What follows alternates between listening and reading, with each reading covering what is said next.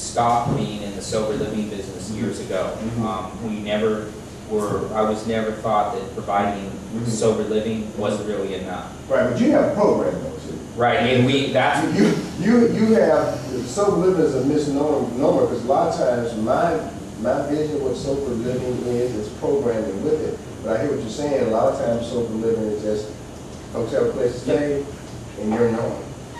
Yeah, there's no, I mean, it runs the gamut. You run the gamut from a crack house, which is, I mean, really that's what it is. I understand. Because there's no sobriety requirement. Right, exactly. So, I mean, that's what I always have a hard time when I'm telling the city council and stuff. I say, there's nothing sober about that location. Exactly.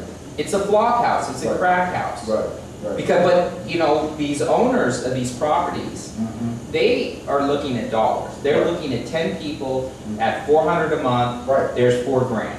Right. Okay. You got, that's $4 grand. Right. They don't care if they're using. They don't care if they got their girlfriend, boyfriend living there. Right. They don't care if there's kids on the property. They don't care because they're there. They collect the money when it's there.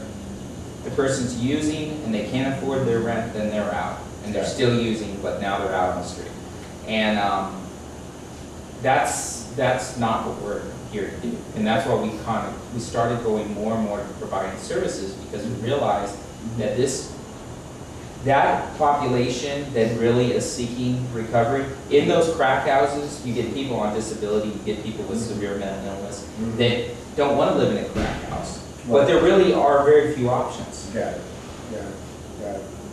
So, you know, my idea is to close those locations, working with the city, to close those locations, and those that actually... I mean, because they shouldn't be calling sober living. That's right. I mean, really. If they want to just have this apartment, you know, with dual roommates, and they put an ad in the paper, let them do that. Right. You know, but to call it, and I think you're right, because what happens is then the public perception becomes, you know, as I said, there is a sober, quote, sober living, and it really is like a crack house. And then, okay, so this is what equals sober living. So you have to be very careful, and I think we are, about what the perception of the community is.